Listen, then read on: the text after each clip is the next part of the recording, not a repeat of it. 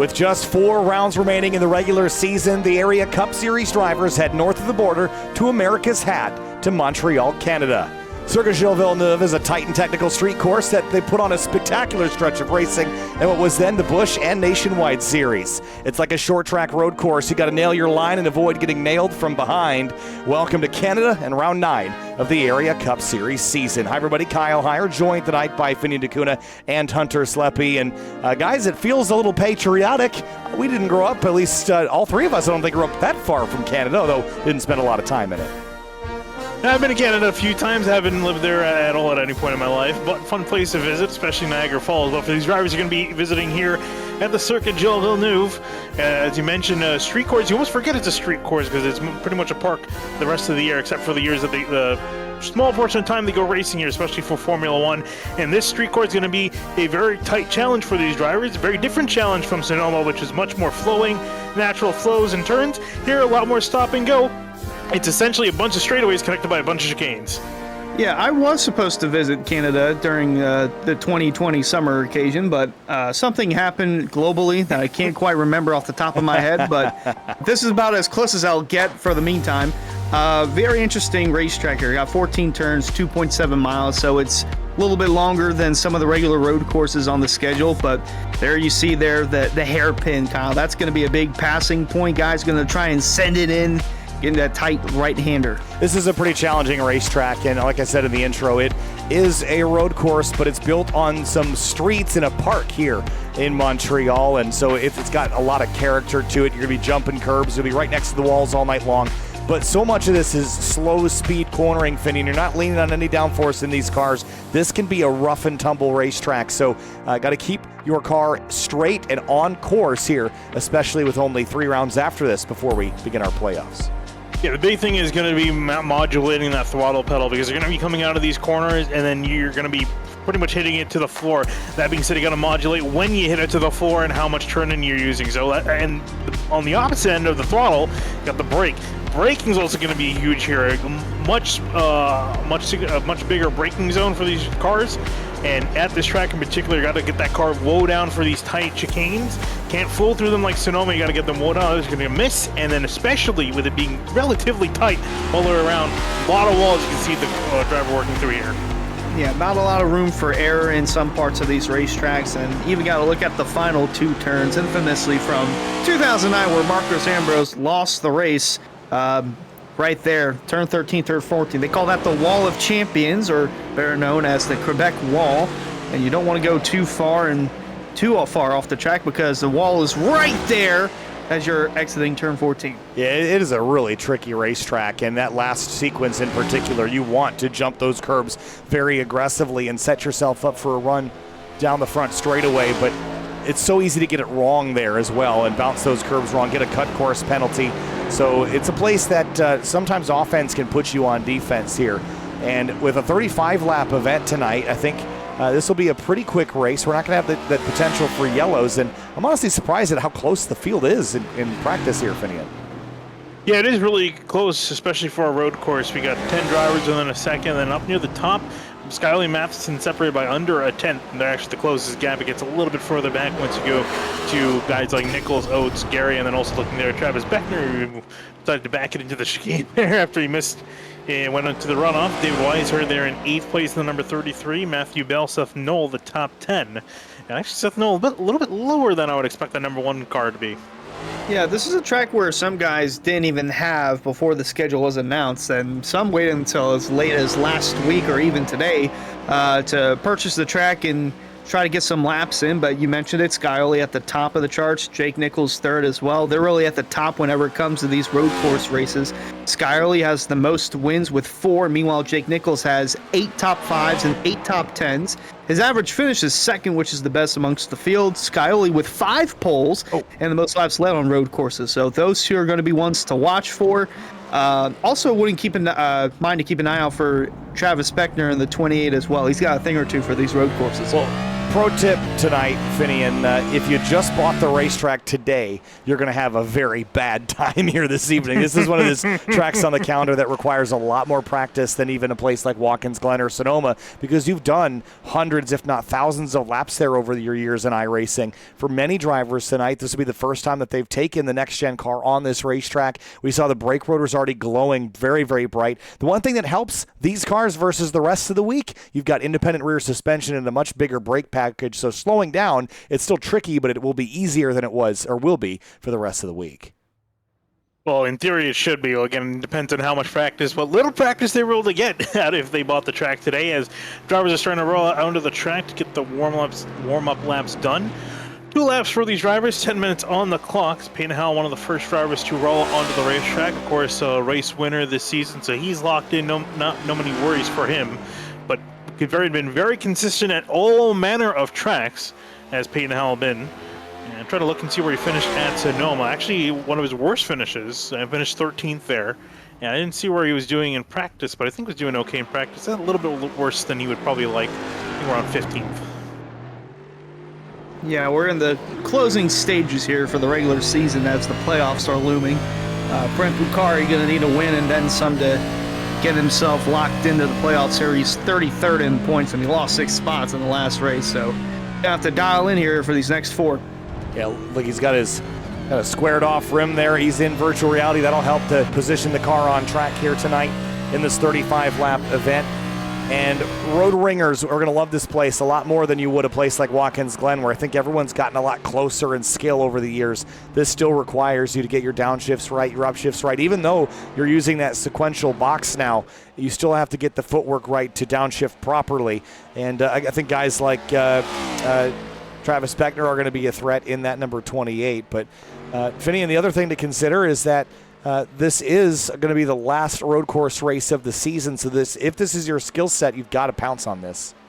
Yeah, we're already seeing guys, at least in the top of practice, James Scally, Jake Matheson, Jake Nichols. I mean, they're in the front of the field in almost any race, but we usually definitely see them at the front when it comes to the road courses. Another driver I want to note, the 45 of Jonathan Oates, very quick in practice, 4th on the board, and did okay at Sonoma, not particularly great, finished 12th there, but he's been on a roll. He's been improving his finishing position throughout the season, so if he can continue that momentum, wouldn't be surprised to see this 45 in at least top 5, maybe even better, though. You see him really struggling through the first sector, charged it in there. You can see him already off kilter into the braking zone, and this is one of those things you want to get this car woe down before you make your turning point. You see the curbing taking him for a loop as well.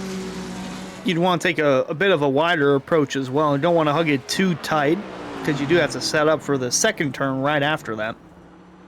All of this, I mean, this racetrack is really a couple straightaways put together with some chicanes and a hairpin. You just a lot of right lefts, curb jumping, that sort of thing. Carrying momentum and maximizing your exit speed is what this is all about.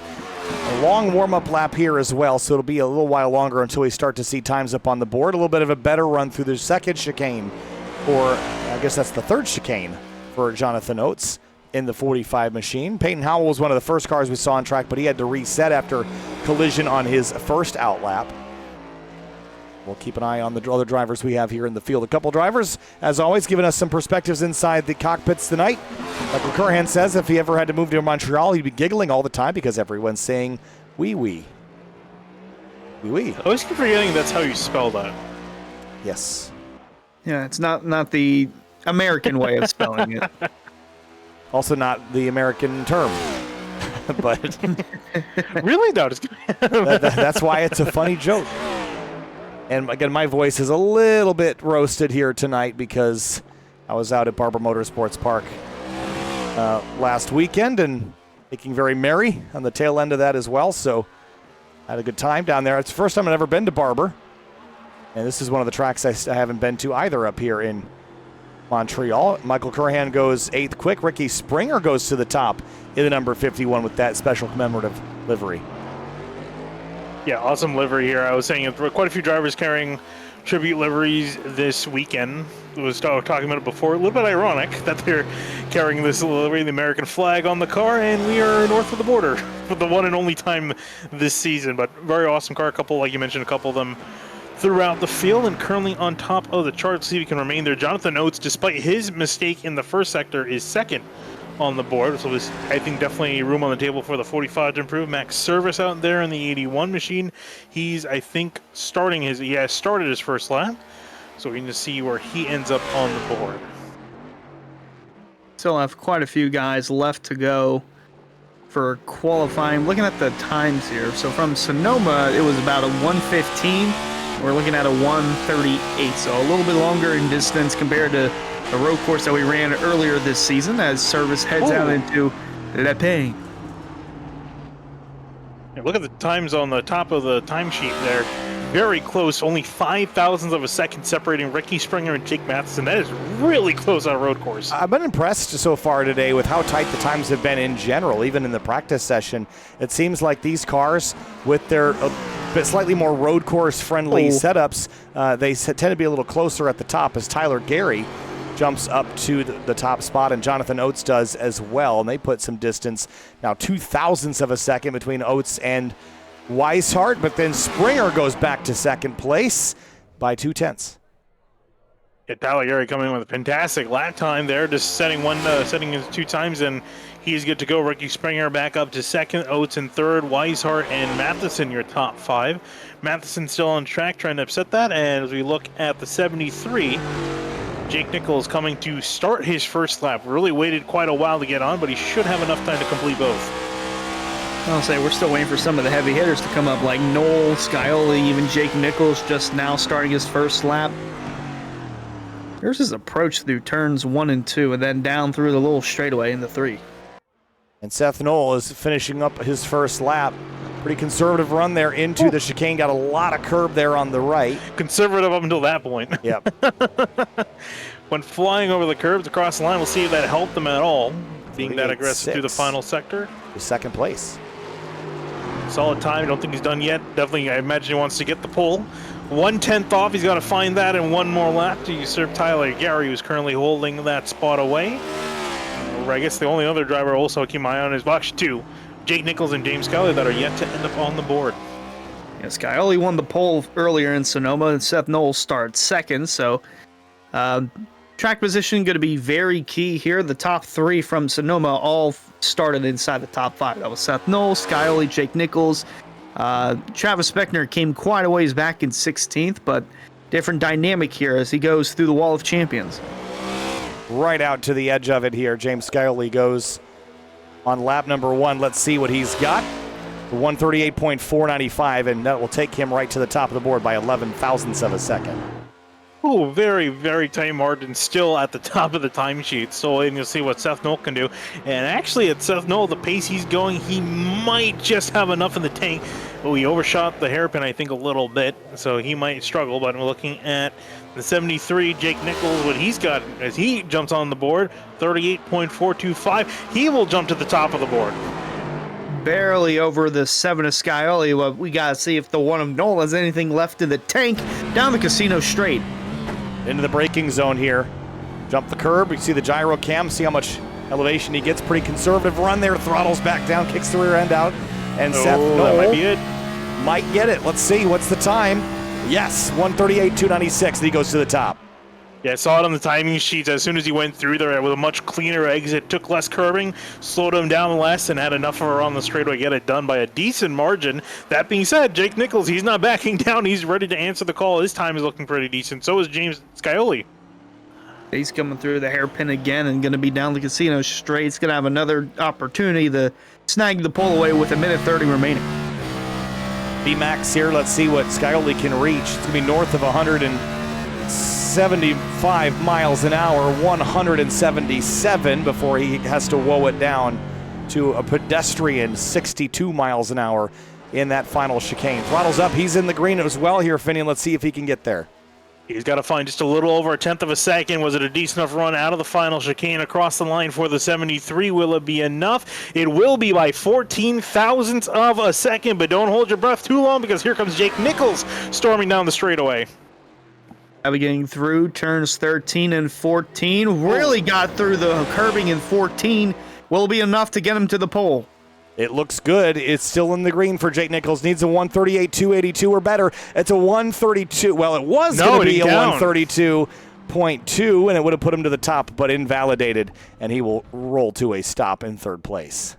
Part of me feels like that might have been through the final chicane because he took a wall above the curb and I think might have flirted a little bit too much with the track limit there. But Douglas Newman, he's going to be coming to the line, will be one of the last drivers to set the time down, it looks like. And he's just looking to get up on the board at this point. And didn't have anything go well the first lap. Lap 2 hoping to be better, a 140.5. That'll put him nowhere. Didn't count. Bad lap. Qualifying's complete. And James Scioli and Seth Knoll are your pole sitters for this one. That was a pretty frantic and fun qualifying effort there. Kind of shootout style, it felt like. Yeah. Race fans, be sure to subscribe to the Area iRacing Twitch channel. And as a subscriber, you'll have Area iRacing emotes to use in the chat and earn double channel points that you can use to redeem for free merchandise for just $5 a month. Join today at twitch.tv/Area iRacing. There's some beautiful scenes of nearby Montreal as the field gets ready to go racing here tonight. And 33 car field, Finian, so we'll see how this race fares. Yeah, and what you're saying too about the qualifying that we just saw was awesome. It was like, very fitting to get it almost kind of like an F1 style qualifying where everyone's just kind of going slightly faster, slightly more each time on by. And I guess very fitting being at a Formula One track. But considering how close the times were in qualifying, I'm really excited for this race. We saw some great action at Sonoma. It was close there, and I'm hoping to see something similar, if not better, here at Montreal. Yeah, I mentioned it was close with the top three, which the top three from Sonoma were Seth Knoll, James Scioli, and Jake Nichols, and they're going to be the front three again, at least lining up for this race. Don't know how it's going to finish, but yeah, we mentioned it. Turn 14, that lap that Nichols had invalidated, he went over that rumble strip, kind of similar to what Marcos Ambrose did in 09. So it's not just going to matter in qualifying; it's really going to matter during the race. Don't want to mess up too much because there's no yellows. Yeah, and the weather is pretty warm, 112-degree track temp, but if it's anything like the other road courses, we've seen it not be all that abrasive for the tires. So the cars might handle worse, but they're not going to go that much slower over the course of this 35-lap race. Before we get to your starting lineup here, if you're looking for a small or large home, a new shed, or a Triple Crown trailer, look no further than Central Mobile Homes. They've been proudly serving Florida customers for 28 years with a plethora of small and large home floor plans, shed designs, and Triple Crown trailers. Available in LaBelle, Okeechobee, Clewiston, and Sebring. Head to centralmobilehomesinc.com to get started today. Let's talk points coming into this race. We've got 4 rounds, including this one, before we set our playoffs up, and it's Seth Knoll leading Jake Nichols by 17 points. Peyton Howell, though, Finian, he has been the model man of consistency so far this year, and he's really done a nice job parlaying himself to third place in points with that one victory he had back at North Wilkesboro. Yeah, it's really doing him well. I mean, yeah, I would have said even on points he would have been in, on, through, and A-OK. And then you look further down, Adam Cabot, Jake Matheson, not necessarily doing well points-wise, but they're well within the top 20, so they're looking good to move on with the provisional by winning one race each between both of them, especially Adam Cabot just winning recently at Dover. Sorry, was it Dover? Darlington, not Dover. Wrong D. And did a fantastic job there, so he's able to kind of take a step back and relax. So I'm just curious, guys, do you think we're going to see another race winner today? I think we'll definitely see another race winner, but new race winner. You know what I meant. I know. You know what I meant. A new one. It's all that jet lag from that virtual flight here. Yeah, I think there's a good chance we could see a potential new winner. I mean, man. That was a weird noise. That is so, well, we get to explain to the oval guy what that sound is all about. That is a pit siren that will play every time a car enters the pit lane to alert crews and officials that there's a car entering the pit lane area because you can't see the entrance from the pit road. And that's an interesting note for Adam Cabot to practice getting onto pit lane because you're assumingly going to have to need to do that tonight, Finian. And if you haven't practiced that, you don't want to have your first time be when it counts. I see a couple guys, yeah, we're sure Junior coming to the pits now as well. These guys are done, I think they're pretty much going to have to come in to at least get fuel. We did see at Sonoma, pretty much no one took tires there, and I think that's going to be something very similar to what we're going to see here tonight especially with less emphasis on the tires. These tires are taking less of a beating with the low-speed corners versus the high-speed corners at Sonoma. We're really leaning on that mechanical grip. So as long as you treat the rear tires well, you really shouldn't need tires to work with. Just come in, get some fuel, and get back out there on the track. Yeah, and to answer your question earlier, Finian, I think we have a good chance of seeing a new winner because remember, James Scioli, he has yet to win a race this year. He's won 3 poles, 2 top 5s, 4 top 10s. Shocking that he hasn't won a cup race yet. Also looking at Beckner, he has the same stats, but with minus the poles, but he's up there in points as well. And then I'm looking at a guy who's well outside the top 20, but if he wins, he'll be in a good shot at potentially making the playoffs. David Weishart, he's going to be starting inside the top 10. He's only had 1 top 10 this season in a season of forget. He's 29th in points, and that top 10 came at Daytona where he finished 8th, and then his next best finish was 18th at Sonoma. So maybe the road courses are going to be the things to spice up David Weishart's season.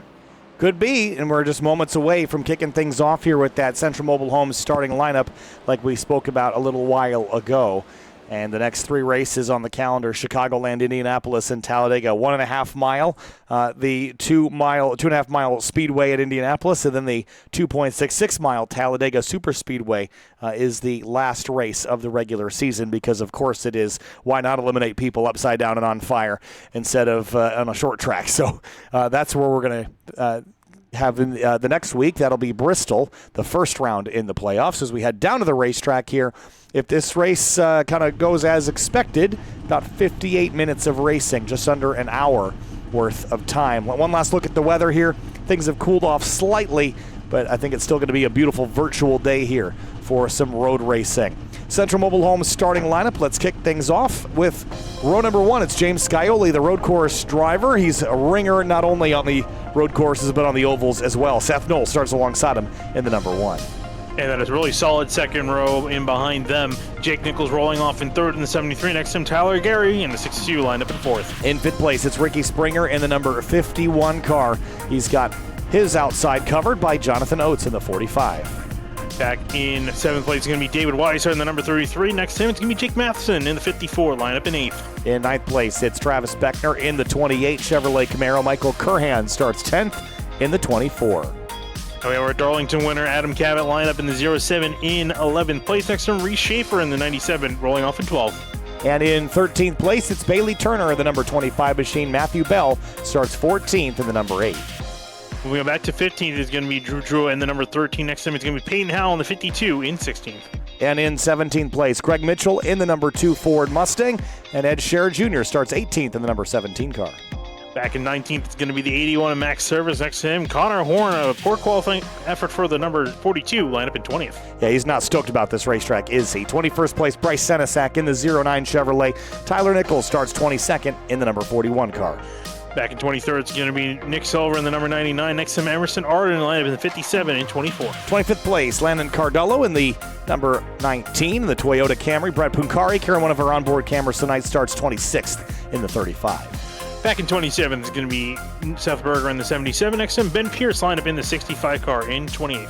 And 29th place, Andrew Payne in the number 70. Trey Eitzen starts 30th in the number 78 Finian. Moving back to 34th is going to be Blaze McKinney in the number 87. Next to him, Douglas Newbing in the 71, lineup 32nd. 33rd place, Jeremy Miller in the number 30 Camaro. Then Mason Kane, 34th in the number 31 car. And Garrett Grant brings up the rear of the field in the number 5. Okay, we've got another pace lap to go here, so we've got some time to kill. I want to talk a little bit about the commentator pick standings here and take our picks for the race. Currently, Finian somehow continues to lead with 200. Somehow. You only won 2 races. I've won 3, but somehow I made a couple worse picks along the way. You made some really bad picks along the way. Yeah, a couple of lasts. That doesn't help. So you've got 288 points with 2 wins. I've got 270 points with 3 wins. And Hunter has 268 right behind me, somehow with no wins. Somehow with no wins. How are you almost tied with me? I must make really bad decisions. You get lucky every now and then. Not for long, I make bad financial decisions. Anyway, we got the field rolling through the flash chicane here. So let's take our picks in reverse points order. Hunter will let you go first. Who's winning this race? Well, he hasn't won a race yet this season, and he's starting up front. Might as well be his day. I'm going to go with the 7 of James Scioli. All right, well, he's also starting up front. He hasn't really led me wrong that many times to take the one in Seth Knoll again this season. Going to be boring with the rest of you guys, and I'm going to go for the next best pick. Jake Nichols in 73. I'm going to have to go with him. These three, if I'm not mistaken, those three were in their own little group off at Sonoma, right? Controlling the race. You had that right. Yeah, so I think it's kind of hard-pressed to not pick them again. Especially same story here, pretty much. They're all in their own little group in qualifying up near the front of the field. So we'll see. Could be wrong. James Kelly can go flying off in the hairpin, and you can lose all your points, Kyle. Or sorry, no, that'll be Hunter losing all his points. And Seth Knoll could probably join him as well, and then I'll emerge victorious through the smoke with Jake Nichols at hand. Well, I think you're reading a couple pages too far ahead in the script, Finian. Sorry, I got to reel it back a little bit. Could be the wrong script. There have been some improvisations. That's the one I got. That's for sure. I got the wrong one. Yeah, that was the one I got earlier, but then I got a new one later today. Hey, race Yeah, I got fans, one too. Our replay sponsor is Hendry County Motorsports Park. Racing is back at the Hendry County Motorsports Park. Join us on September 14th to see UMP open wheel modifieds, street stocks, factory stocks, and more. Tickets are $15 for adults with discounted prices for seniors, teens, and kids ages 5 and under are free. Come see racing at the southernmost dirt track in America, located in Clewiston, Florida, off U.S. Highway 27. Visit henryracing.com for more info. So the three guys we presume will have the best run to the front are right up at the pointy end of this one here. All the team standings we should keep our eyes on as well. It's Solar Flare Racing way out ahead, but for third place in particular, Lucky Ducks and the Slinger Racing Graphics team, just 2 points separate them, and then 609's 2 points behind them. So third place is getting pretty interesting as Seth Knoll beat the pace car down to the hairpin. Yeah, and getting on through, everyone getting going in. Whoa. Something's going on here, huh? Yeah, I'm not sure if he missed a shift or something trying to get back through, because the pace car does slow down a little bit more into the corners. There was an update with that racing, so I think everyone's trying to get going. And looks like they're getting stacked up, ready to go again. Just really quickly, wanted to point out the EOLs for this race. Quite a few of them. Jonathan Oates, who qualified really well, dropped into the back. Joining Drew Jua, Emerson Arden, Landon Cardillo, Andrew Payne, Blaze McKinney, Travis Beckner, Jeremy Miller, and Ben Pierce holds back in the field. Well, that's not the place you want to be at on a road course, especially with no yellows. Going to be an interesting race here, Kyle. 35 laps to determine a winner. Going to be an interesting one for sure. The field works their way through turn 13 and 14. They're going to head up to the start-finish line here. 35 laps, round 9 of the Area Cup Series, racing on a road course for the last time this season. And it's Solar Flare Racing out front. Green flag, and we're underway in Canada.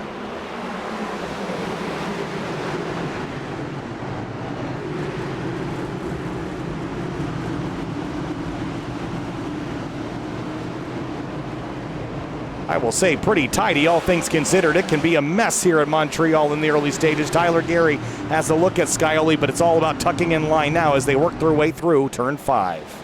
Yeah, and turn 5 is really where it can get really messy. This is where everyone really stacks up into a heavy braking zone for the first time, and they pretty much have to get single file because they can't really go double file through there. We see a couple guys peeking out on line, trying to make a move, heading to the next pair of chicanes. Saw Peyton Howell trying to make a move on Matthew Bell. He will get the spot for 11th place. A little bit sideways, getting back on the throttle. That's another thing, too, these guys got to keep in mind. Cold tires on the start. Yeah, a lot of cold tires and the swapping for the lead as we're on board Ed Shearer Jr. heading into turn 8. Going to get a little bit hot in the grass. Going to go offline here and cut through turn 9. Not where you want to be, but didn't put it in the wall, so minimal loss for potential monetary gain in the future. Yeah, just made a mistake on the braking, got it a little wrong, and had to chase it across the racetrack. They've revamped the slowdown system in iRacing a little bit, so it's not going to be catastrophic for him. It's really busy back here on the braking zone into the hairpin. Drivers that feel like they've got to make moves real fast because of their EOL that put them at the back of the order. Brett Punkari is alongside the 77 of Seth Berger. This is going to be a fun battle. I think I might try 3 wide here with Blaze McKinney. He thinks better of it. Yeah, Blaze McKinney with the EOLs. He's trying to make up some spots to get near the front. Do a couple block ups, and I saw someone completely blow the chicane. Wow, it was Travis Beckner. I think Beckner went to pit lane. Yes, I think he has a solid black. I think he had a serve, so that's why he's in the pit lane. I saw someone else completely miss the chicane up the road. Couldn't quite get who it was. Well, Now we've got a swapping Oh, for the Max lead again. Service. Max Service completely missed chicane, almost hit the wall. I'm not sure. Did Noel lead the first lap? No, Skyly led the first lap. Oh, wow. Okay. That's interesting because Noel did have the lead up some point during the initial start, and I guess the 7 took it back and now is looking to set sail for Carl Links in front of his teammate. Yeah, It was right on the front straightaway, actually. That's exactly when Skyley got it back, got a better run on the final chicane. Yeah, pretty tight up here at the front, I have to say. Jake Nichols in behind Tyler Gary. Big cloud of the curb there on driver's right. Jake Matheson in the 54 is in this mix as well. So is Ricky Springer in the 51. Didn't he have an EOL last time out at Sonoma on the road course? Yeah, I think he did. Yes, he did. He was way out of the picture. Really couldn't flex his muscle. Another driver we consider a road course ringer. Typically see him near the front of these races and doing pretty well at the moment, just trying to stick with the leaders. The decent gap, about a second in behind between himself and Curran. The top 6 in their own zone. Looking there, Brent Pucari's under attack, trying to see who that is. Is that McKinney. Blaze McKinney? Yeah, McKinney in the 87. He finished 14th at Sonoma, and I think he had another EOL, or he just didn't qualify because he started back. He started back in 32nd, but I remember the entire race he was trying to navigate towards the front and did get 14th and needs a good run to stay inside the top 5 in points. He enters 4th heading into this race. Jake Nichols under fire here from Jake Matheson. Big push from the 54 as he tries to get this car under control and have a look at P4. Wasn't able to quite do it there, but in behind, some other cars pushing and shoving here for position in turn 1. Yeah, Drew Giro with the move. He also had an EOL, so he's just trying to work his way from the back to the front. There's Seth Berger in the 77, just trying to get up to speed as he got passed by Jonathan Oates. And Oates probably one of the quickest drivers back here in traffic. Just that EOL really cost him not really what he needed. It's Peyton Howell, I think, just got passed by Connor Horn. And Peyton Howell, Connor Horn, 14th and 15th on the racetrack as the 42. He started, ironically, back in 21st at Sonoma and was having a solid effort until some shenanigans plagued that and finished 17th. So looking to change that up north of the border today. Making good progress here early in this race. Can be pretty tricky to overtake when everyone's tires are in good shape early on, but he has made some moves up 6 positions in the early part of this race. Landon Cardullo is going to lose a spot to Andrew Payne in the number 70, and that is for 28th place. The driver that qualified last, Garrett Grant, with a couple of those EOLs, was able to get to 27th. Max Service is around. Yeah, and he's really struggled. I mentioned before he missed the chicane, the final chicane on the opening lap. I think, though, this time might have had some help. Heading into the turn and just a little bit, little contact there from the 13. Yeah, that was a little persuasion to get that car to turn around. We'll get right back into the mix, though, battling Douglas Dubiging and Blaze McKinney, with McKinney right ahead of him. Back up at the front of the field here. It is still really tight. We saw a lot of separation in Sonoma over the course of the race, Finian, and it just became 3 drivers battling for the win, and it came down to the pit strategy for those. But we've got, what, 5, maybe 6 in this front 6 group at the moment? Yeah, 6 all the way back to Ricky Springer. You can see them all right there in the camera shot, all nose to tail serpentine heading through the chicane. But yeah, I think if they can all stick together, we should see them have a little bit of back and forth, especially because we saw it so orderly because it was all 3 solar flare cars, so they had a little bit of a gentleman's agreement to just kind of keep it amongst themselves and race near the end. That being said, they got some more variables at play here. Tyler Gary in 3rd, Jake Matheson in 5th, and Ricky Springer in 6th. I like to joke around that Tyler Gary's the imposter solar flare car just because the color scheme is so similar to that of Scioli in the 7. Kind of get those two confused, and someone's locking up there heading into turn 9. And someone cut through, I'm not sure who that was, and it is McKinney. Blaze McKinney went flying through there, yeah. He just got it all wrong in the braking. This is kind of a tricky braking zone because you're still turning to the right when you first go to the brakes. And yeah, you have independent rear suspension, but he just miscalculated and shot through the center of that chicane and had to give up a few spots to boot. Yeah, it's a very deceptive braking zone too. You have to slow down a lot earlier than you think you do heading near the corner because you really pretty much can't see the corner until after you pass the bridge. Ooh, Scioli went too deep into turn 1. That caused a checkup. Seth Knoll out wide. That opened up the door. Here comes Tyler Gary with the charge on the inside line. Battle for second. Drag race to the next chicane, turn 5. Gary's going to try to keep it tucked on the inside. Then he'll switch back to Noel. They're still not sorted this out. This is a part of the track you do not want to be side by side, and I'm not even sure this works in real life, but they're trying to make it work heading into turn 6 here. Noel going to have the advantage. Gary on the outside. Now he's going to have inside advantage through and into the next straight. And Jake Nichols is watching all of this, just waiting to see which line is going to go. It'll be Gary on the preferred line here on driver's right, but a tougher braking zone here, I feel, for the car on the inside lane. And he's going to actually tuck in behind the one to make that right left. Yeah, it is much trickier, much tighter line, so you have to get that car on the inside has to get slowed down much more than the car on the outside, so he let that fly, but he's definitely going to be on the attack with Seth Noel. Noel throws it really hard into the hairpin, might overshoot it here by a little bit, do a little bit of a lockup. The Lepang, as they call it in French, through turn 10 and 11 and then down to the casino straight, or as they say, Joit de Casino. I think that's how you pronounce it. Over 175 miles an hour on this back straightaway and hard into the braking zone for final chicane. Tyler Gary taking liberal use of those concrete curbings to try to get a better run on the front stretch. Don't let Skyerly drive away though, Finian. That's a bad strategy because he can go and make some good distance. Landon Cardullo has got damage and it might be terminal. Yeah, he got hit by Garrett Grant after Cardullo made a mistake heading into the hairpin. That's why I had that little low.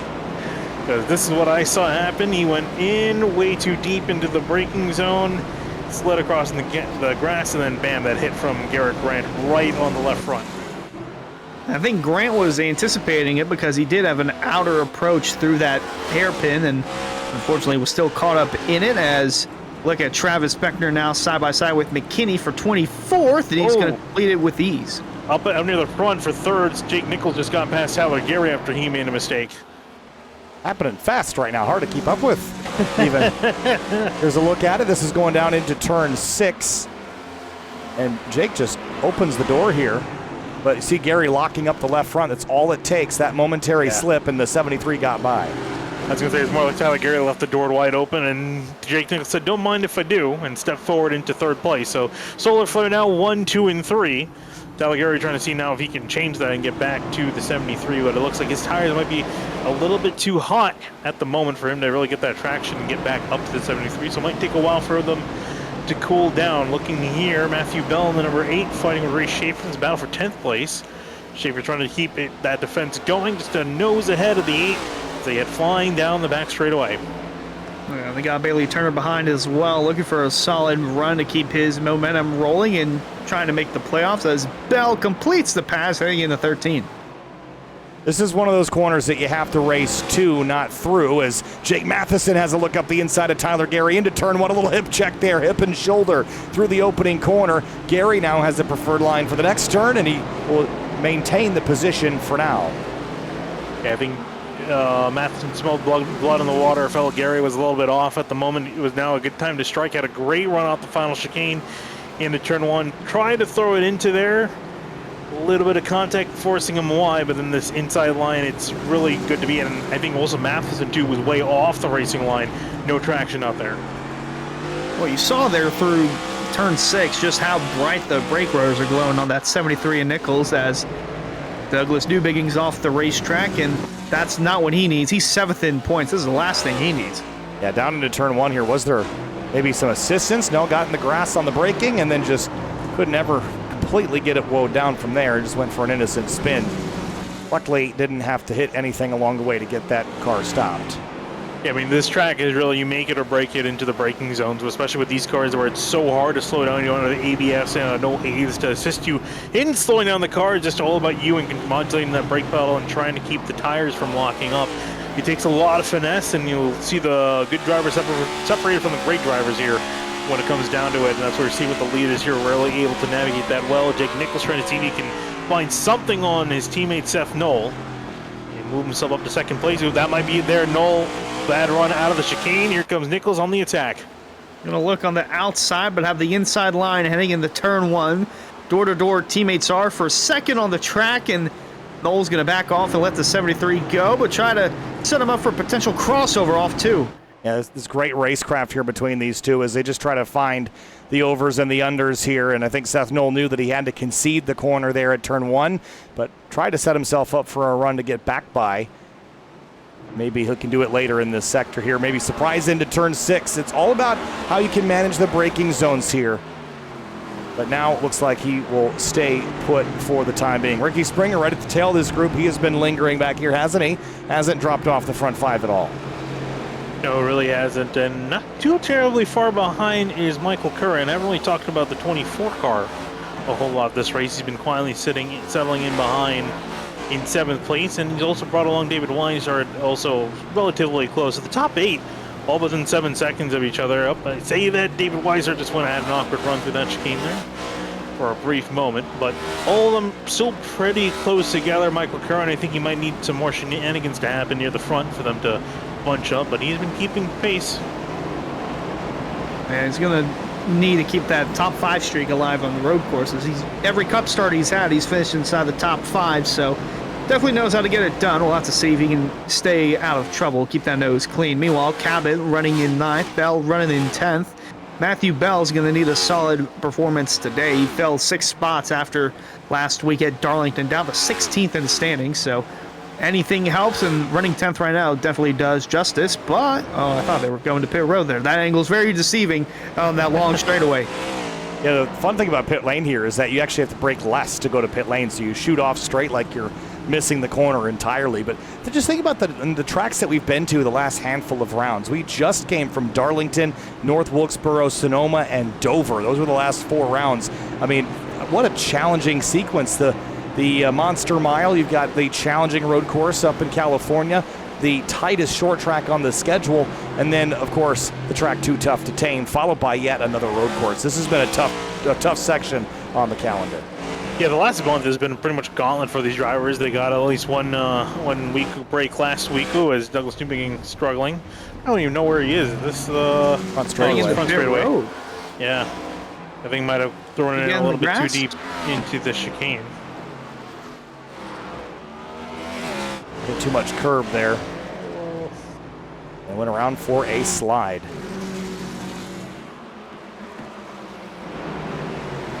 Well, it's a party second on through 6th. Brake rotors are glowing orange, aren't they, for the second place fight? Yeah, I mean, you're really relying a lot on the brakes, less of the tires around here, so it's all about managing them and not locking them up.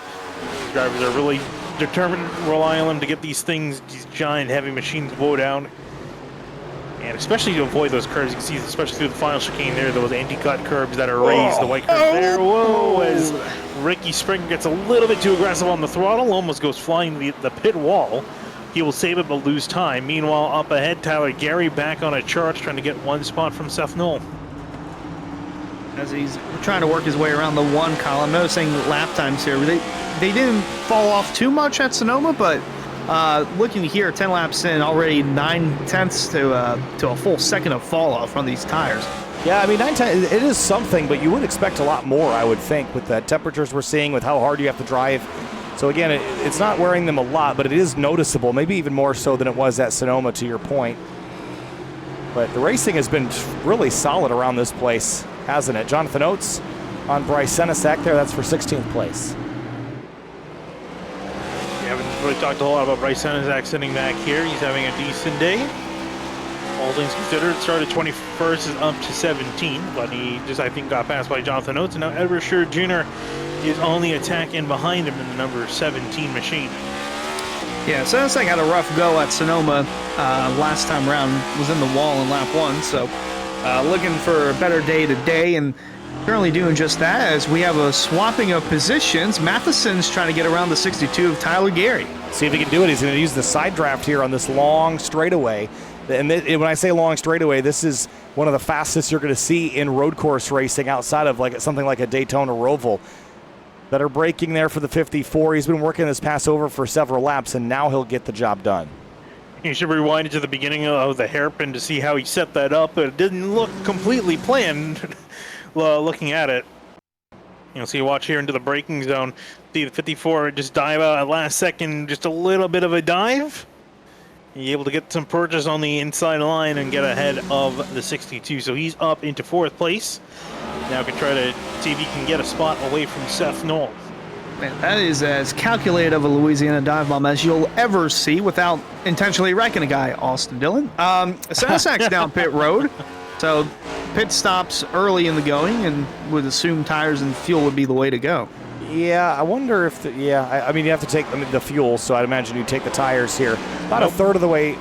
Oh, just fuel for Senesac, huh? Yeah, just fuel. I was going to say, they don't need a whole lot of fuel. But I think enough, and again, we've seen with the tires, these guys typically don't want to take the tires, leave the tires that are on the car unless you really burnt them up.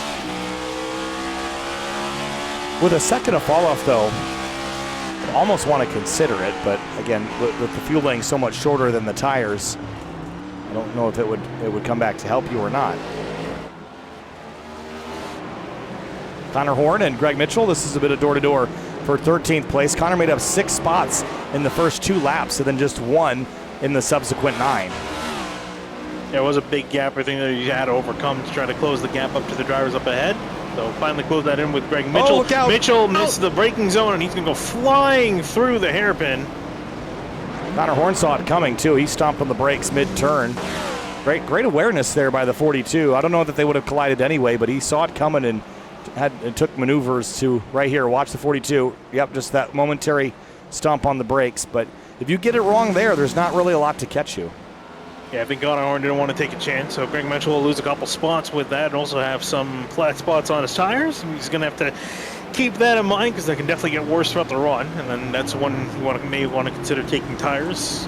He's dealing with flat spots, especially for another 20 laps. Doesn't sound like a fun time. Up ahead, though, Adam Cabot trying to keep a defense off of Matthew Bell. Meanwhile, up ahead, though, Tyler Gary and Jake Matheson exchange places once more. Swapping the 4th and 5th position, as we'll see here, heading into turn 3. Not sure if Matheson just didn't get off the corner or he entered in way too deep, had to back off and just mowed a little bit of the Canadian grass.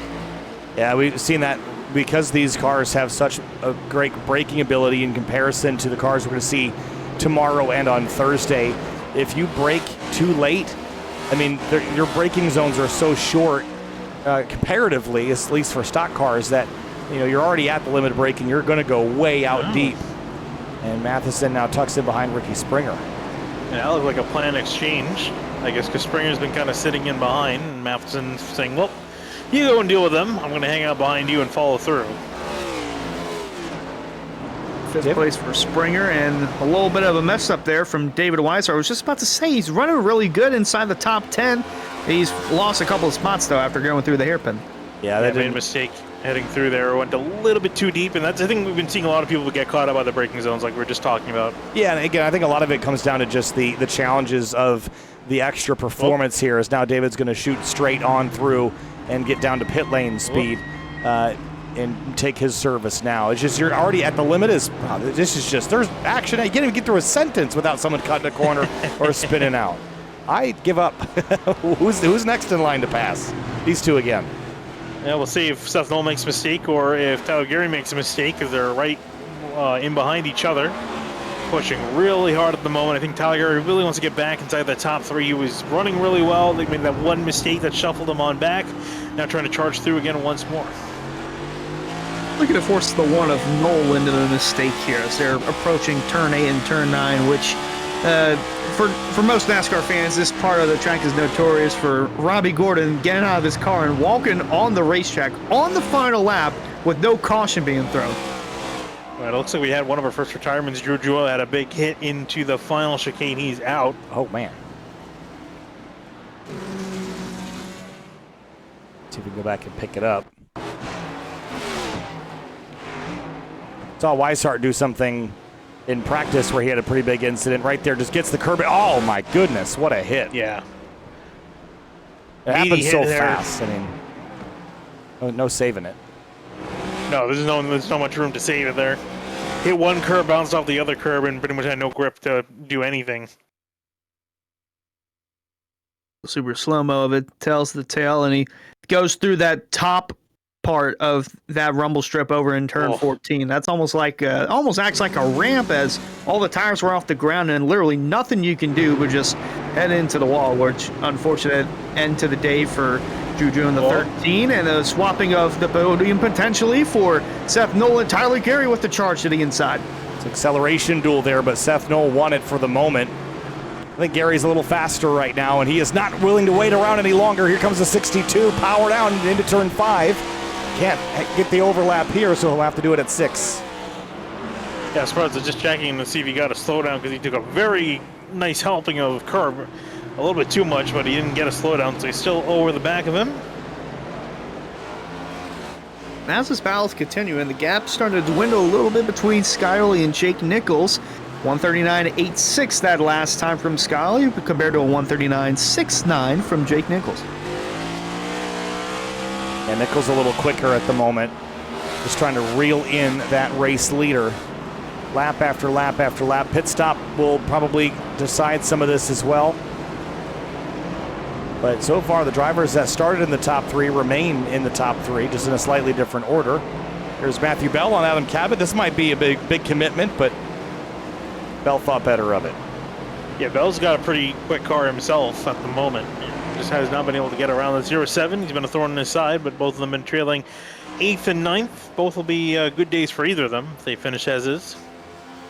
And actually getting word that the impact from the 13 of Juju, it's enough to send him to the infield care center. Quite literally. I guess the force feedback in his wheel was a bit too much, and he actually hurt his hand in that process, as there's a car stuck. I shouldn't say stuck.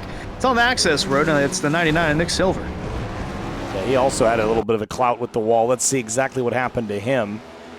This is going down into turns 8 and 9 here, and just, wow. Oh, he got that way wrong.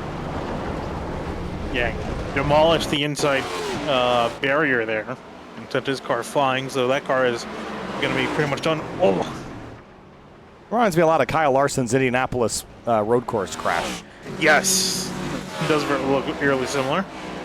He's lucky they're not on real-life physics. Otherwise, that would have just ripped the whole right side of the door open. Can imagine, as Greg Mitchell's trying to work his way back towards the front after his off-course incident with the 17 of Ed Shearer Jr., the 28 of Beckner, as Beckner's looking to get around the 17. Yeah, Beckner trying to move his way forward. He will complete that pass, uses all the road to do it. Pulls ahead of the purple Ford Mustang. And then going back to this little scrum here, some lap traffic, and also the battle for 4th between Ricky Springer and Tyler Gary, who is running lap times effectively co-requisite with the leader right now, as Skyley was a little off last time around. Part of me wonders for Tyler Gary, it might benefit him to maybe make an early pit stop and get your fuel out of the way now. That way he's got some clean air to work with, because it seems like he keeps getting caught up in traffic and nowhere to really go. Oh, Ricky Springer missed the chicane. That's going to be a big slowdown for the 51. And here comes Jake Matheson. Matheson taking advantage of both of them making a mistake, and here he's trying to get 2 for 1. Down the front stretch into turn 1, Gary's going to have the advantage as he's looking to send it in, shut the door. Boy, phenomenal driving from these two. Still inside the top 5, but Matheson's not done.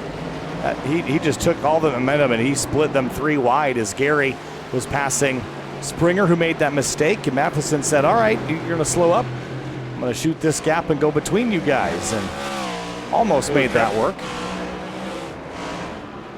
Travis Beckner just got a hit from behind and went flying through the chicane and had contact with Edward Shearer Jr., and he is not a happy man. Back and see. Oh, man.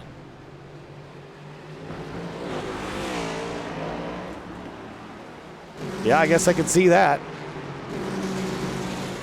Yeah, and Beckner asking the admins if he doesn't have to serve his slowdown. Actually, it looks like it laps anyway, but he's arguing if he didn't have to serve it because he got forced off the track by another car. Wonder what the rule on that is.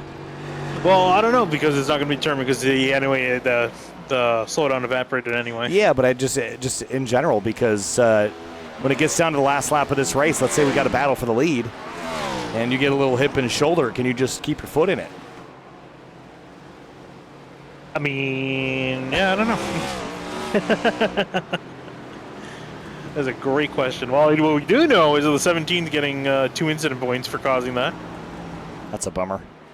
I mean, no cautions to worry about, but that doesn't mean that any contacts will go unpunished. Oh, and it seems, sorry to cut you off there, it seems that the reason that contact happened, it seemed like Edward Scheer Jr. was coming into the pits. Yeah, so that's the thing I mentioned earlier, is that the entrance, when you're committing to pit lane, you don't have to slow down for a lot longer. So you can't just throttle through somebody, though. So that, if you want that clear pit lane entry, you've got to communicate that and get clear road ahead. Maybe he thought that Travis was also coming to pit lane, but guessed wrong.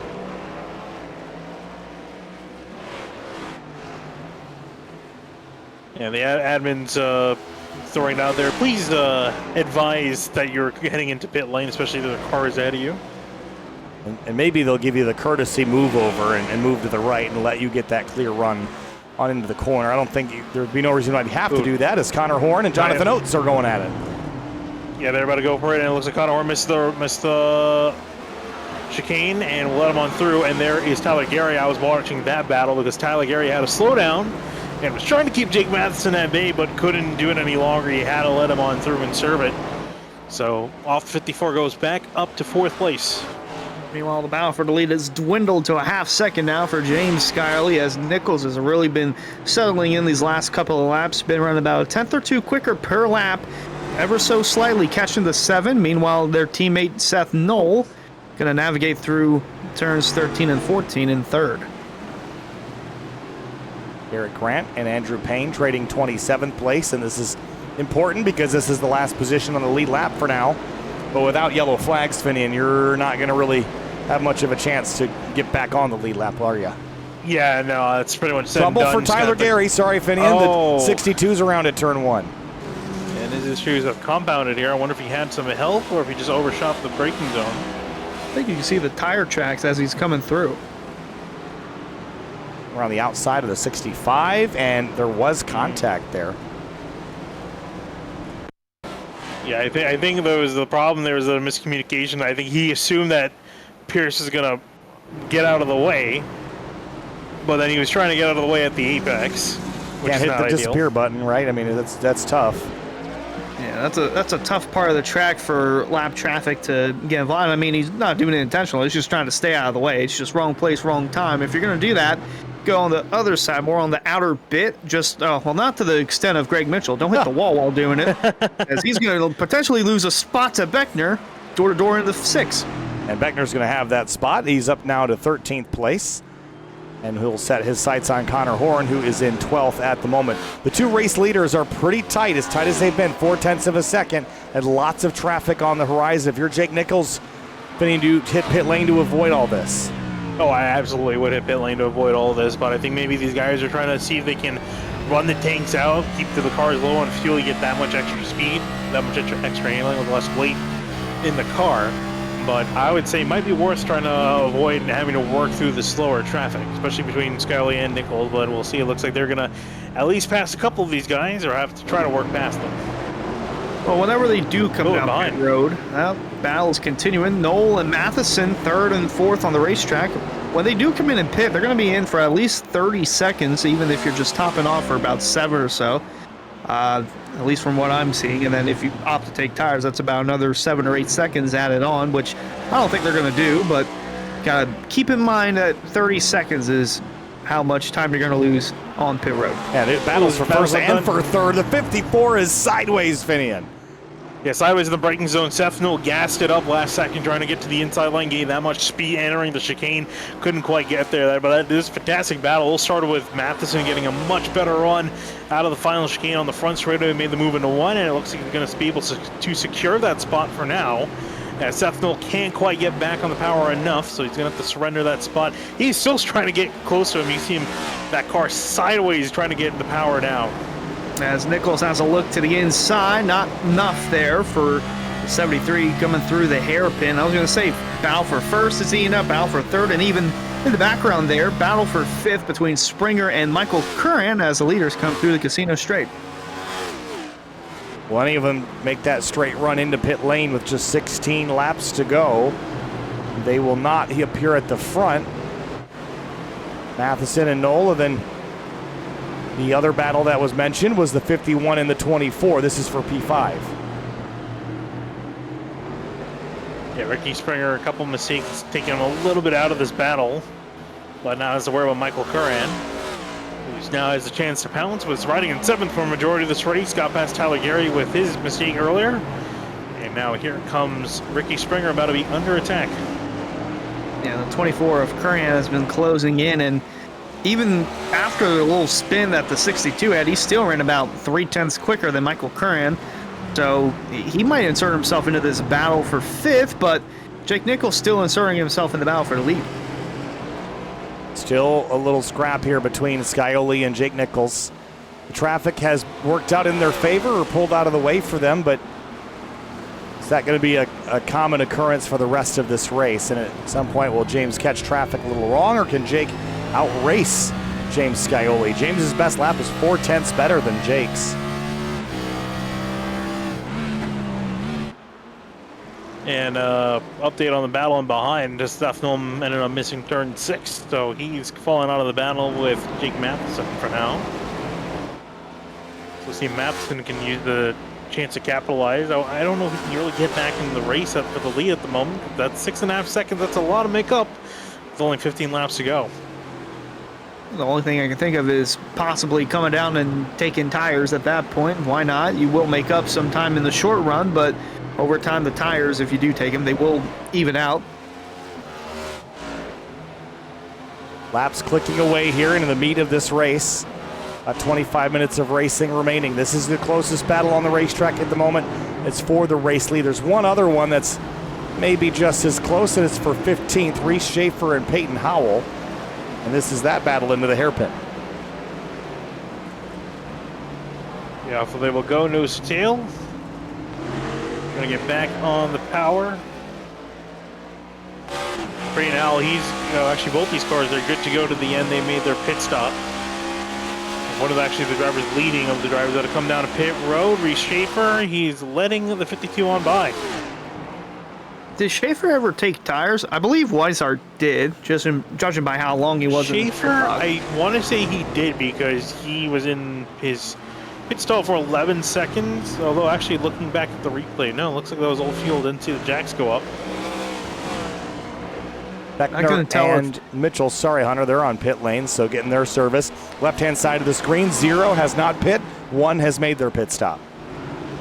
Yeah, I couldn't tell if the 33, well, if it was the 97 or the 33, the first one's on fresh tires. I believe Weishart did after overcooking it, run 17th on the track. The highest running car on new tires, or I should say, has already made their pit stop, is 13th place Peyton Howell. Yeah, and then to add to what you were saying there, the highest driver with fresh tires seems to be David Weishart. Greg Mitchell, he was just in pit road. He took fresh tires. He pit for tires as well. So that's the trade-off you're looking at. You either come in for fuel, it's about 7 seconds to get the gas you need. If you want tires, it's about 13, 14 seconds worth. So you're willing to give up those extra 7 seconds for fresher rubber. And one of the first front runners to come in, Ricky Springer, we'll see how he answers that question. Yeah, will be interesting to see. This will probably be a sign of things to come for the rest of the front runners that have yet to make their stops. And Jack going up on the right there, at least for Ricky Springer. We'll see. Yeah, I mean, the lefts are probably going to come up as well. Yes, they will. And all the while, spin, trouble for the leaders. Oh! James Scioli's gone around, and it might have been off the bumper of the 73. It kind of seems to be that way. Have to check the replay. Oh, James got in there really hot and tags the 7 and turns him around. Yeah, oh, and actually almost got rear-ended by the 30 of Jeremy Miller. This is an optimistic lunge, I think, guys, and he gets there, but then just drifts a little wide after he had gotten to the apex. But yeah, I think he tried to gas it up early, and that pushed him out wide and made contact. So that'll be interesting to see if the admins are going to rule that on, because that could be penalty points coming the 73's way. Yeah, and that's the last thing Jake Nichols wants to see. At the end of the day, he preaches it. Well, every time he's in the booth with us after the race, he preaches about team standings and getting the team points and being atop that. So I think that's the last thing he wanted to do was take out a teammate, not to mention the 7 of Skyali, who's yet to win a race this season. Yeah, and again, it was just the lightest bit of contact. And you could, from a different angle, you could say that the 7 maybe should have left him space. But, when you're on the road courses, if you're coming from that far back, you should really know how much room on the racetrack your car needs to make the corner. And I think he needed a little bit more than he had. As Michael Curran, he's having a solid day here, up in 6th place, chasing Tyler Gary, who we saw spin out a little earlier. Yeah, it looks like actually Tyler got back around the 24. He was ahead at one point, but they've exchanged positions back, so Curran is happy. Sitting in 6th at the moment. Quiet day for him, nothing to note. It's a decent run. But what that has done up in front, though, what happened between Nichols and Scioli, that's allowed Jake Matheson to close the gap to the leader. He was about 6-second deficit, now 3-second deficit to Jake Nichols. But James Scioli right in behind in 3rd, and I'm sure he's going to want to make up that spot. Yeah, that puts the 7 in an interesting position, too, because obviously the tires are a little bit cooked after that spin. Not sure if you would still stick to just gas and go or if you ponder taking tires. Yeah, I guess we'll see what lap times he can make. I mean, he doesn't have a lot of time left, though. I would think if you were taking tires, you would have wanted to get him a little bit closer to the halfway point of this race. We're down to effectively the final third, Finian. Yeah, that's the point where I consider, it's not worth that trade-off. If you want that trade-off, earlier to really benefit from the first tires, you want to do it kind of half and half. But speaking of, on another note, update from race control penalty to the 73 plus 2 penalty points for him, so that's not going to affect him this race, but next week it's going to be an EOL when we head to Chicagoland. That's going to be really tough for him as well, and I'm going to look at it right now. I don't know if he has any penalty points to the season, which I don't think it's going to matter that much, but you mentioned the 2 points, EOL, but I don't think he has any on his name heading into next weekend. None at all. Until now. Looks like some front runners into the pit lane. The 1 and the 24 are making their stops. And Jonathan Oates stays out on the racetrack. He's one of the top 7 drivers who have yet to make a pit stop in this race. And we're coming to 11 laps to go next time by. So I'd imagine that the last guys, if they're planning on coming to pit lane, which we expect, they'll be in the next 2 or 3 laps. That's no out of the pits, no tires for him. And the opposite story for Michael Curran, he actually came in and took tires. So interesting to see a little bit more of a dichotomy we're seeing compared to Sonoma with drivers debating to take tires or not. Yeah, Noel was in his box for about 32 seconds, so it'll be tight whenever these leaders do come down pit road if they elect to. I would assume that at some point they would, because Noel is within that 30-second time limit where we see guys go on pit road and then just do a little gas and go. Also depends on how much fuel these guys are going to put in their car. They're not going to need maybe 7 seconds worth. If they're stretching it this much, Kyle, they might need about 4 or 5, and that could be the difference between winning and coming in second. I think that's what they're trying to do here, is just take the minimum amount of fuel possible as Ricky Springer goes by Connor Horn down here in the hairpin. So the shorter you can make your pit stop, the better. And they're just trying to run it out as long as physically possible.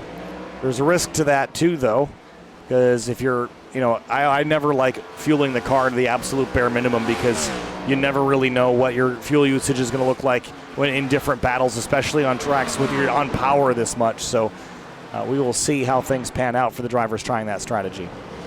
Yeah, it is a little bit easier to determine in a fixed lap race compared to an endurance race. True. That's a lot more variables involved with that one, but you should typically know around how much you need. But like you said, if you're holding back a little bit in the earlier run and then pushing later on, you might be burning up a little bit more fuel. So it always helps at least give yourself, an extra lap, about an extra half a lap, extra lap at least. Give yourself that cushion, because last thing you need is to be sputtering across the line, which we actually did see. There was an incident at Sonoma with drivers running out coming across the line.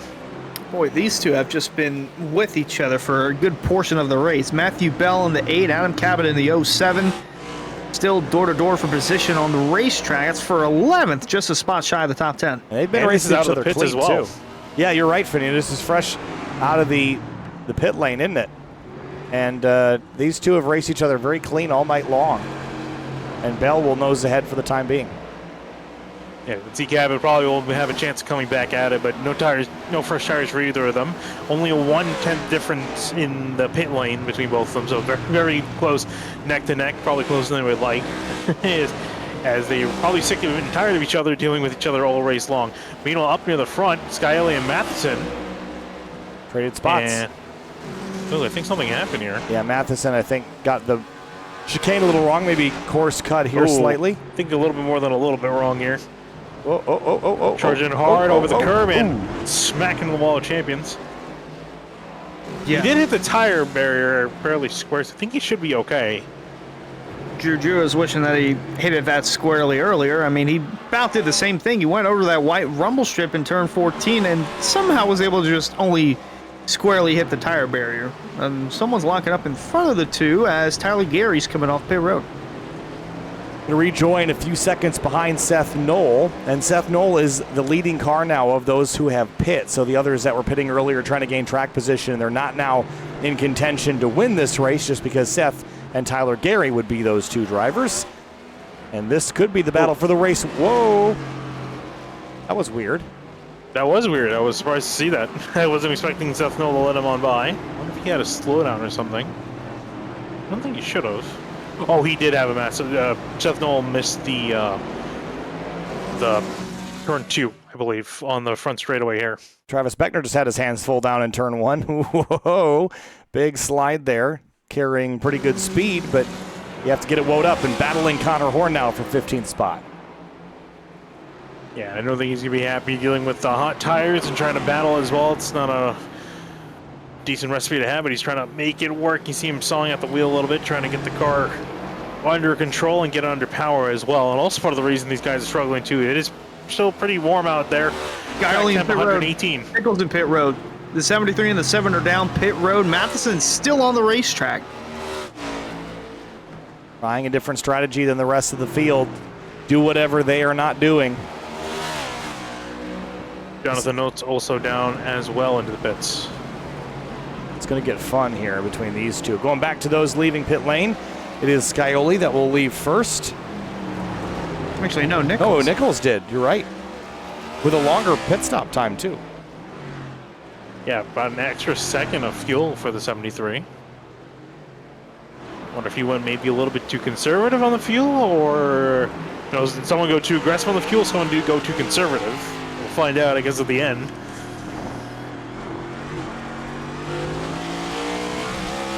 Just a fun battle to watch with how physical things get for Travis Beckner in the final 9 laps of this race in pursuit of Connor Horn. Took a big handful of counter steer last time through turn 1. You see the turn right to go left thing there again a little bit as well.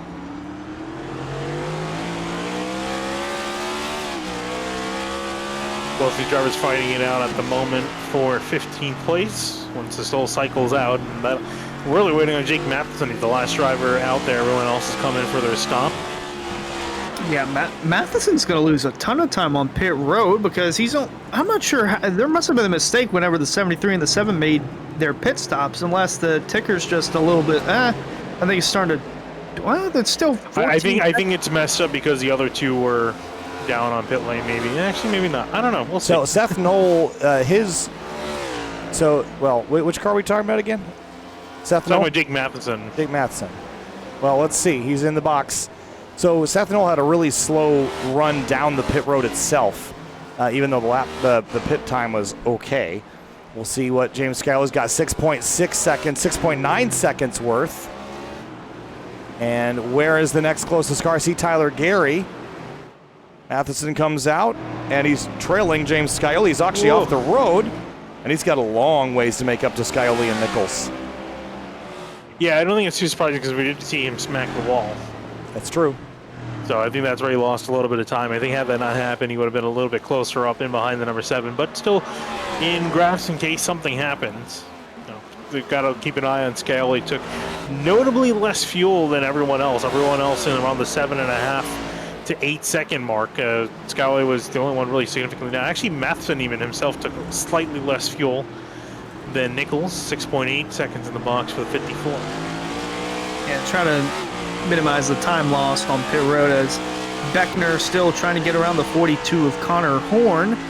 This is for 15th on the track. Been a great fight between these two. Really maximizing the grip that they have available. Here comes a lunge from the 28 down to the inside of Connor Horn. And it's not going to play that time through.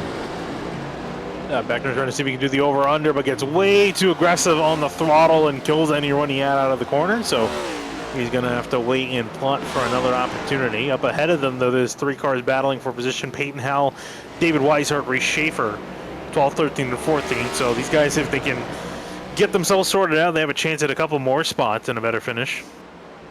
We look at the wilderness and then see the cars poke through into the hairpin. Yeah, pretty racetrack out here. It's a park, it's a street course, it's a road course, it's near a city, it's got a little bit of everything. It's on the water. It's technically on an island. It's a pretty cool facility. And it's one of those NASCAR tracks that, well, it's not really technically a NASCAR track, but it's one of the courses that NASCAR fans have wanted to see ever since it was taken off the schedule. I'm really surprised it hasn't been added back when Cup Series wanted to add so many more road courses, and I think for a little while it seemed like they might go back there, but they have elected not to. I mean, it was rumored that they were potentially going to return to Montreal, then it turned out we were going south of the border instead of north of the border into Mexico City. There's Beckner getting overlap there. That's nice. He's going to get the power down now. It's kind of struggling a little bit. Connor Horn's also struggling as well. I think Beckner's going to try to break him here tight into the next chicane. And some contact, more contact, both of them leaning on each other. Horn not giving up either. Oh. And they're almost making contact again. Beckner hugging the wall, heading into turn 6. Going to be real tight here on the outside. No love lost between these two. Hey, we saw it right there. A lot of little gentle hits here and there. Not enough to wreck each other, but they're definitely not giving each other room. Connor unable to muscle his 42 car just ahead of the 28 for now. Keyword is for now, because it's still got 7 laps to go. Oh, and Connor missed the corner, and that's going to be slow down for him. And Beckner will go on through.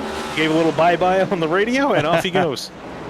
A little grin at the 28 of Beckner there as he works his way past the 42. That's 15th on the track. And in the meantime, Skyley has, well, slowly been closing the gap. He ran a couple tenths quicker that last time by, but going to need to close down a little bit more if he wants to have a shot at the win. Yeah, he needs to take out more like a half a second a lap or more to get there. And that's just a pretty sizable effort to have to do. But lap traffic can play into it as well, but any traffic that Nichols passes, Skyley will also have to contend with. And of the traffic that they're in right now, Jake is almost clear of it.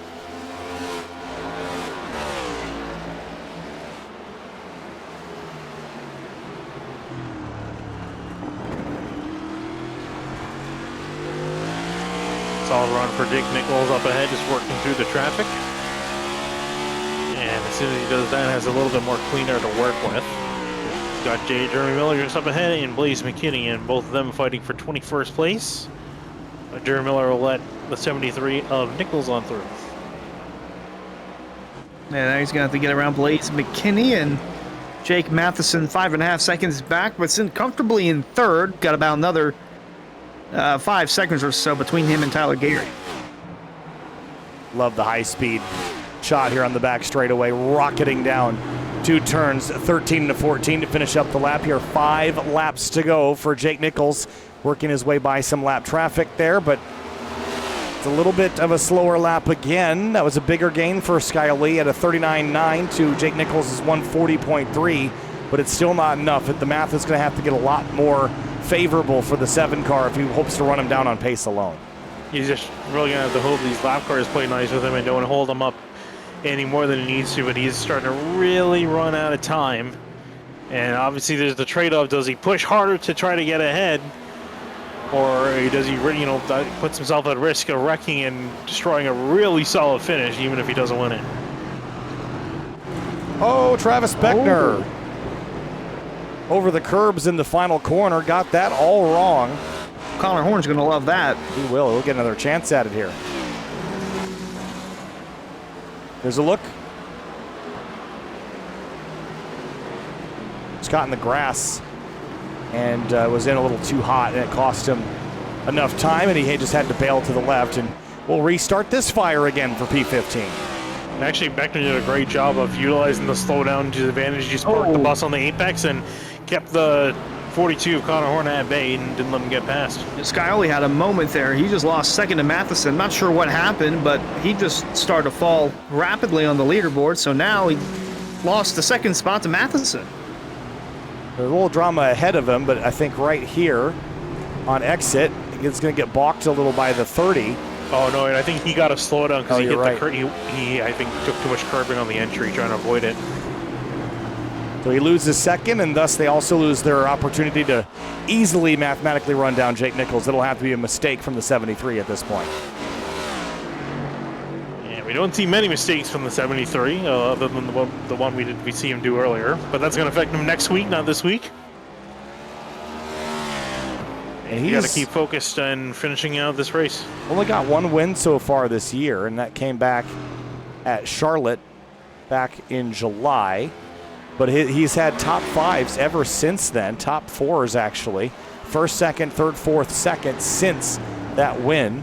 And prior to that win, he'd only had one top five on the season. The others were outside the top, well, they were 10th and a 16th at Daytona and Pocono. So things have gotten a lot better for Nichols since July 28th, and I think he's in a position right now to potentially be the, the second multi-time winner on the season?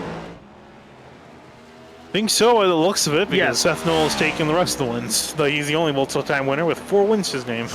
Yeah, I was going to say, we've known Nichols as the top dog for Solar Flare Racing, but he's kind of been second fiddle to Seth Knoll this year. You mentioned it. He's only got 1 win compared to Knowles' 4.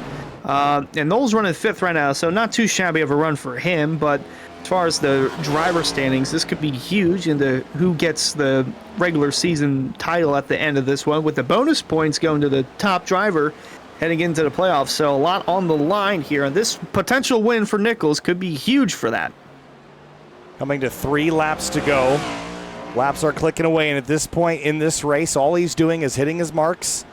No pressure from behind. He's actually expanding his lead for the most part, with Matheson having to deal with some other cars behind. That was a 7/10 of a second advantage, so his focus is out the windshield only. Jake Matheson is really pushing hard to hang on to second. He pushed it almost a little bit too hard, almost sent the car around with how hard he charged into turn 1. That's allowed Scally to catch back up and now start mounting some pressure here. So the battle for third place, that final step on the podium, not over yet. And we could be hopefully talking to both these guys after this one's over, unless they entangle with each other at some point, and might have a little entanglement here for 9th on the racetrack. Adam Cabot's still trying to hold off the 25 of Bailey Turner, who's been making a great charge in the later half of the season. Yeah, things have started to sort of coalesce as far as the running speed, but the finishes are still real hit or miss. And this would be his second best finish of the season, only bested by a 9th at North Wilkesboro. And you see Seth Berger pulling off to the side there, letting some traffic on through. And here's Seth Knoll and Tyler Gary going at it here for 4th. This battle really started heating up in the last lap of itself. And here they go at it. Seth Knoll trying to improve his spot by one more, as Tyler Gary has a lockup, parks the bus, and keeps the one at bay out of the hairpin. Yeah, and the one got a little too hot entering the hairpin, had to back off, and unfortunately for him, the Gary machine was a little bit off through the center of the turn, so he'll live to see another day as both these guys head into turn 13. Really heavy on the brakes late for the one of Seth Knoll, but that attack gained him a bunch of time. And Tyler Gary capitalize it on the exit, though. Yeah, it's Gary scampering across the curbs there and gained some more ground back. Some other battles heating up in behind them as well. Adam Cabot, Bailey Turner, teammates about to duke it out for 9th place on the track. Good point. You bring up their teammates. They might not act like him in the last couple laps of this race. Max Service and Ed Scherer Jr. This is for 18th place, and this is as fierce a fight as any. I was going to say, it is all coming to a head here in the last 2 laps. Whoa, 1 tap, 2 taps, maybe a third. Red taps, blue taps. Max Service is going to move out of the way. Edward Scherer Jr. going to get the inside line. Ooh, for Beckner and Reese Schaefer, they're battling side by side in turn 1. trading paint for 14th there as the 97 and the 28 duke it out. And we have a drag race down to Casino Straight between the 81 and the 17. Who gives? Someone's got to. Looks like Max Service will tuck in behind the 17, but Edward Scher looked like he wasn't going to make that, was he? But he did. Got it sorted, and then back up to 4th place, Gary and Seth Knoll. Here they go into the braking zone. Seth Knoll going to take the long way around, going to be very offline. There is no grip out there, and he's going to almost spin it around trying to get back on the throttle. Well, that's going to end the battle for 4th there unless the 62 has a mishap. And we'll head to the other side of the hairpin where the 07 and the 25 continue to battle it out for 9th on the racetrack. And Jonathan Oates not too far behind as well. Someone pulled the pin on this grenade of battles a couple of laps ago because it was pretty calm for a while, and now it's very exciting all through the order here. Up front, though, it is a sizable advantage for Jake Nichols, and he's just got a couple of miles and 14 corners left to navigate, Finian. Yeah, and only if something catastrophic happens in 73 in the last half a lap, that's the only thing that will really take it away from him. 5 seconds, the gap between himself and Jake Matheson. As we continue to look at the other battles that are going on through it, they're all about taking the white flag lap. Jake Nichols going through turns 6 and 7 for the final time with a comfortable margin over the 54. And Matheson mentioned he's got the most top 5s and top 10s on these road courses. Well, he's looking to add another one, and he's about half a lap away from doing so. So while he works his way through the last few chicanes here, Nick Silver and Brett Punkari, they're having a little bit of a battle for 23rd place on the racetrack, and they're going to run out of time here because next time by will be picking up a checkered. Jake Nichols into the hairpin for one last time. Well, that's a little bit of a lock up there, but it's okay. He's got more than enough of a cushion to make a mistake as he heads down the back straightaway for the final time. Jake Nichols in the 73 for Solar Flare Racing. A little bit of drama, picked up some penalty points, started 3rd, stayed there all day long, and it was the strategy that will help him at Montreal today. It'll be his 2nd win on the season, only the 2nd multi-time race winner in 2024 Area Cup Series Season 6, and it's Jake Nichols that wins at Montreal in the 73 Toyota. Battles behind here as this is going to get pretty fierce. I was going to say, Peyton Howell made some contact with a 33 that sent him wide. Travis Beckner almost split it 3 wide. He's going to make a lunge, make a move on Weiss, or try to move him out of the way. And Beckner's going to cross over. Both of them coming off the turn. The 33 and 52 are side by side, being and banging in front of Beckner. This is going to come down to the last chicane. Who's braver than the others? Travis Beckner going to look to the right on Peyton Howell. Somebody's going to have to give here, and if they don't, Beckner could pull on through and pass both of them. Breaking duel into the final corner. Here comes Beckner and gives the 52 a shot. They're all going to miss it in one way or another. The 33 clambers over the curbs awkwardly. Howell swings to the left, and Beckner throttles up to try to shoot the gap here in the middle. The 33's got to slow down. Peyton Howell comes through into 12th, and Beckner 13th. Oh, Reese Schaefer also sneaks in there as well to get another spot. Wow. That's why he said that was costly for him. Lost 3 spots in one corner with that slowdown. That was unfortunate there, but a thrilling battle to the very end. No matter what position it was on the racetrack, guys trying to get the best result possible. But Jake Nichols got the best result of them all. He did, and in this race we had 35 laps. He led 14 of them. And with that, he'll pick up his 2nd win on the season. Let's have a look at our race results here. And after what I think is a good harbinger of things to come for the rest of the week here. This is a fun racetrack for racing, and we got to see a pretty fun show. And I think things are going to look different tomorrow and Thursday, though, Finian. The way the cars race is also pretty different. Oh, they are very, very, very different compared to the way the Cup car handles. So, and doesn't mean that'll be any less fun, I would think. But yeah, taking a look at the race results there, Jake Nichols, the win by 5 seconds over Matheson, then Scioli, Tyler Gary, Seth Knoll, Ricky Springer, all Toyotas, followed by Michael Curran, Bell, Cabot, and Turner rounding out your top 10. Yeah, much needed top 10 for Turner there, and Jonathan Oates just a spot shy of that top 10 mark, finishing 11th. Saw the battle between Peyton Howell, Travis Beckner, Reese Schaefer, and David Weishart. Weishart having to back out at the last corner from kind of too soon. Connor Horn 16th. Greg Mitchell rebounds to 17th. Ed Shearer Jr., Max Service, Blaze McKinney rounding out the top 20. And looking down 21st to 30th here, Jeremy Miller, Senesac, Silver, Punkari, and more a lap down. We saw Garrett Grant start at the tail of the field didn't really get a chance to make his way forward. Neither did Arden or Payne, despite some battles along the way. Drew Jua out with a big crash, and Pierce Cardullo and Mason Kane also not finishing this race. Third place finisher here in this one was James Scioli in the number 7. And James, tonight you led 21 laps, the most of anybody, but it didn't quite pan out for you. Take us through your evening and what put you back in third versus first. Yeah, I think I still think the best car won tonight with a Jake. I don't know what it is. I got to go back to the drawing board here on this next gen car. I kind of get real tight in these road course races, and I don't know why nobody else seems to struggle with the turn-in as much as I do, so I got to figure that out. I mean, Jake, you saw he chased me down. And then I was just kind of crowding him there. I don't know. I mean, we just come together. It was close. We're both racing for the win. I don't really fault him for that. I think we were just kind of both going for the same gap, and it unfortunately was just at the perfect spot that ended up turning me around. And at that point, tires were pretty hot, so just trying to cool him down. And then me and Matheson traded a couple mistakes, and neither of us really wanted second place, I guess. So I got to slow down.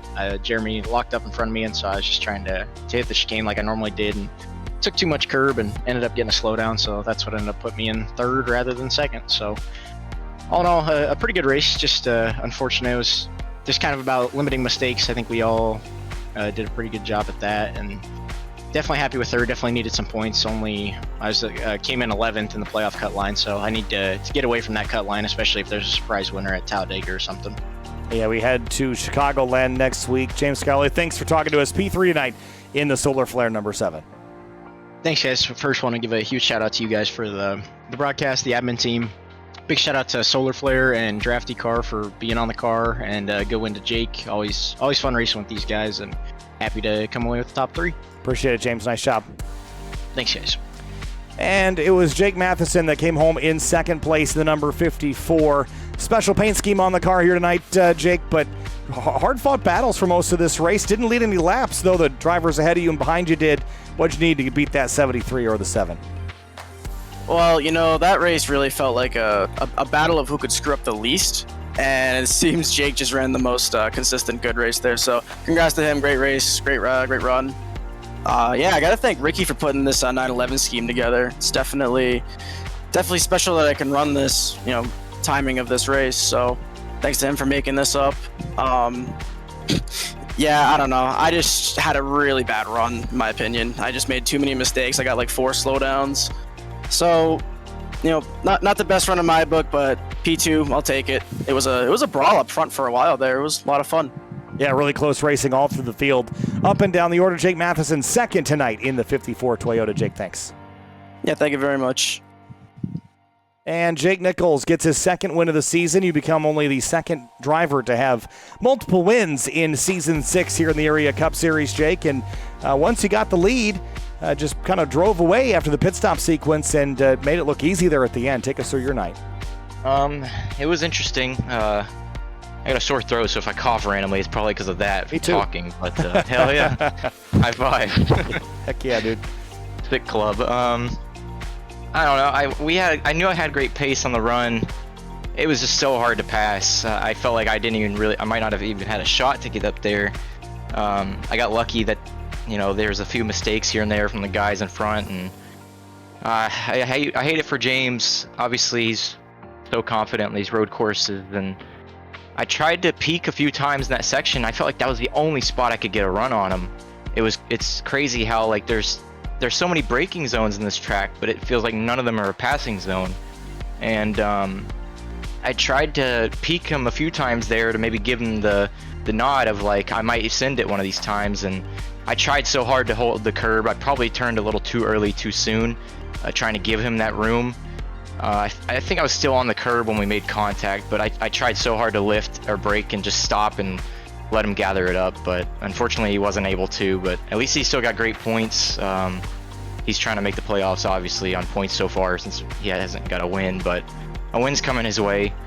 I mean, he easily could have done it here and Sonoma, so he's overdue, that's for damn sure. Overdue perhaps, but Jake, you are the driver that has won tonight. Second win on the season. Congratulations on conquering Gilles Villeneuve here in Montreal, Canada, and we wish you the best. Thanks for chatting. Thank you.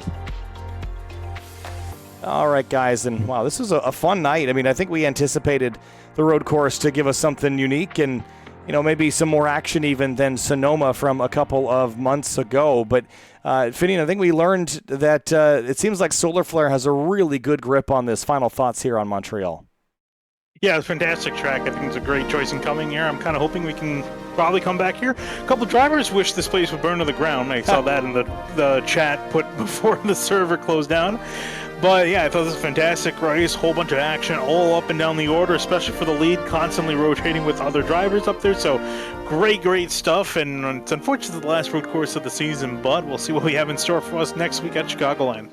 Yeah, I had a little bit of trouble with my virtual passport getting in here, and I'll have to try a poutine, or as they call it, a pontoon, before Thursday's Pro Series race. But yeah, overall a fairly fun race, especially for the next-gen car, which could be a sign of things to come, hopefully in the future for real-life racing. But tomorrow's going to be interesting, Kyle. Truck Series at Canada, so don't know how that's going to go. We're going to head north to the border all week long with the trucks and the Florida State Builders Area Pro Series coming up on Tuesday and Thursday. Thanks so much for watching SimTV and Circuit Gilles Villeneuve with the Area Cup Series. And we'll see you tomorrow for the Truck Series.